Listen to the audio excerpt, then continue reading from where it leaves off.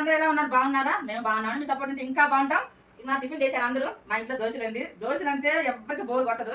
ఆ దోశలే మా ఇంట్లో కూడా. ఇదిగోండి ఎగ్ అయితే కొట్టమన్నారు మా వారు. టెస్ట్ చేస్తా ఉన్నాను. టెస్ట్ చేసుకోండి. ఎప్పుడైనా గుడ్లు కొట్టినప్పుడు నేను కూడా మీకు చెప్తాను ఉంటాను ప్రతిసారి. కోడిగుడ్డు ఇట్లా మనం డైరెక్ట్ కొట్టినప్పుడు ఎప్పుడైనా టెస్ట్ చేసుకోండి.